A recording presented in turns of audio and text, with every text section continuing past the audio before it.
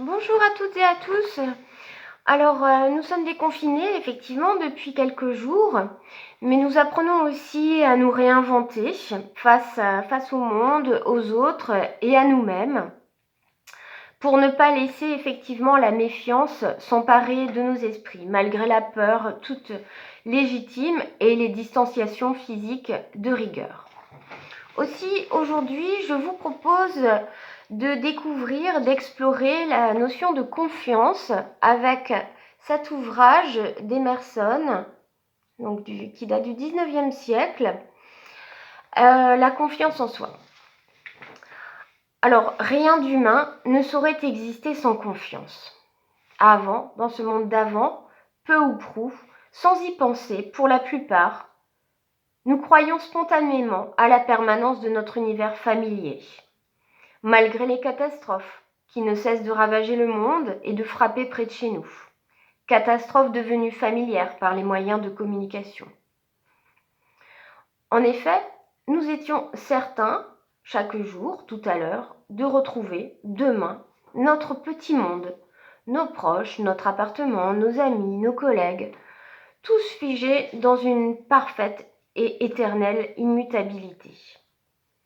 Sans y prêter attention en réalité, et malgré les différents mouvements de grève et de contestation, il semblerait que nous croyions spontanément en l'organisation sociale. Les dysfonctionnements nous agacent ou nous agaçaient en nous incitant à la critique et à la méfiance. Pourtant, nos actes témoignent du crédit que nous accordions aux institutions. Les enfants à l'école de la République, nous travaillions et faisions appel au service de l'État. Donc, peu ou prou, sans y prêter attention, nous croyons à ce que les autres nous disaient. Nous savions qu'il existait des escrocs, des menteurs. Pourtant, nous croyions nos proches souvent sur parole et consultions sans méfiance le médecin. Les violences que l'homme fait à l'homme suscitaient en nous indignation et sentiment de l'absurde. Pourtant, nous désirions toujours l'amour et l'amitié, et tissions des liens de tendresse, mettant au monde des enfants et espérant en leur avenir. Cette confiance d'avant n'était pas sans faille, certes, mais aujourd'hui, elle est plus que jamais mise à mal par la crise sanitaire. Que nous reste-t-il de la confiance en la vie, qui nous a plus que jamais révélé qu'elle était mortelle?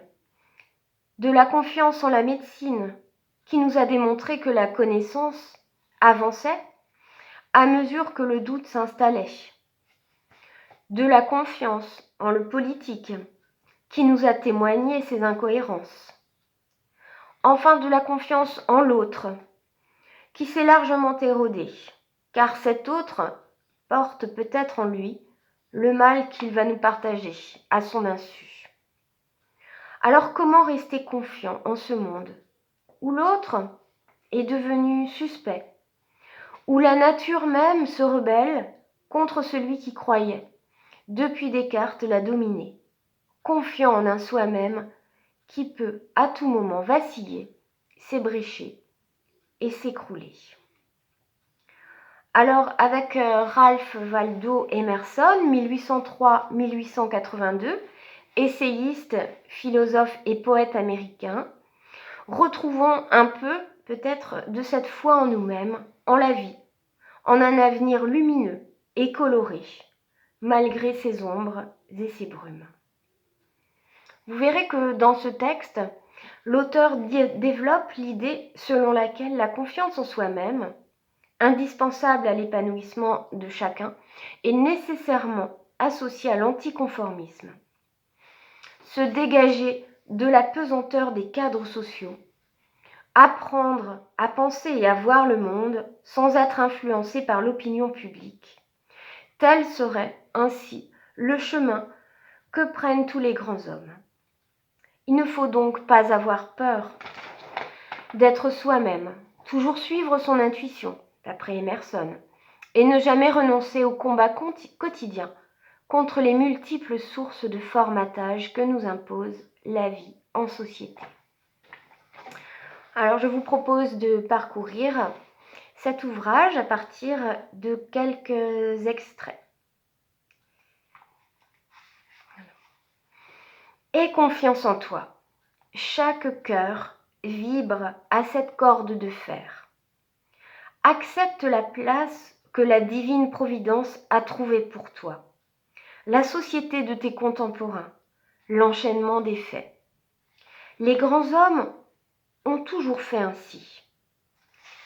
Et tels des enfants se sont abandonnés au génie de leur époque, révélant par là même que ce qu'ils percevaient comme absolument digne de confiance résidait dans leur cœur, se manifestait par leurs mains et prédominait dans tout leur être. Et maintenant, les hommes que nous sommes doivent accepter, avec exaltation, la même destinée transcendante. Ne soyons pas des êtres faibles et infirmes dans un coin protégé, non pas des lâches fuyant devant une révolution, mais des guides, des rédempteurs et des bienfaiteurs, obéissant à l'effort du Tout-Puissant et gagnant sur le chaos et les ténèbres. Ce que je dois faire est tout ce qui me concerne, non pas ce que pensent les gens. Cette règle, également ardue dans la vie pratique et la vie intellectuelle, peut servir à mesurer toute la différence entre la grandeur et la bassesse.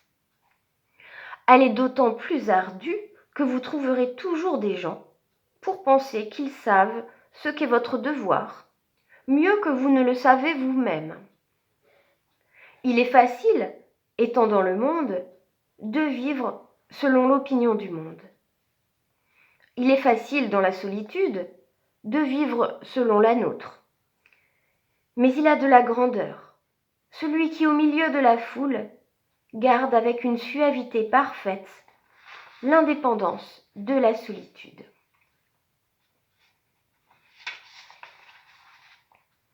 Mettez l'accent sur ce que vous êtes, n'imitez jamais. À chaque instant, vous pouvez présenter votre propre talent avec la force accumulée par la culture de toute une vie. Mais le talent emprunté à un autre, vous ne le possédez jamais, qu'à demi et de manière improvisée. Ce que chacun peut faire de mieux, nul sinon son créateur ne peut le lui enseigner. Nul ne sait ce dont il s'agit, ni ne peut le savoir, tant qu'il ne l'a pas montré. Où est celui qui aurait pu être le maître de Shakespeare? Où est celui qui aurait pu former Franklin, ou Washington, ou Bacon, ou Newton? Tout grand homme est unique. Ce n'est pas l'étude de Shakespeare qui peut recréer Shakespeare. Faites ce qui vous est assigné, et vous ne pourrez espérer trop ou oser trop. À cette heure, il existe pour vous une façon de vous exprimer aussi forte et audacieuse que celle du ciseau colossal de Phidias, ou de la truelle des Égyptiens, ou de Dante, mais pourtant bien différente. Il n'est pas possible que dans sa richesse et son éloquence, l'âme douée d'une langue aux 1000 pointes condescende à se répéter. Mais si vous entendez ce que disent ces patriarches, alors, sans aucun doute, vous pourrez leur répondre du même ton de voix. Car l'oreille et la langue sont deux organes de même nature. Demeure dans les régions simples et nobles de ta vie, obéis à ton cœur, et, à nouveau, tu reproduiras le monde des origines. Merci beaucoup pour votre écoute et à bientôt.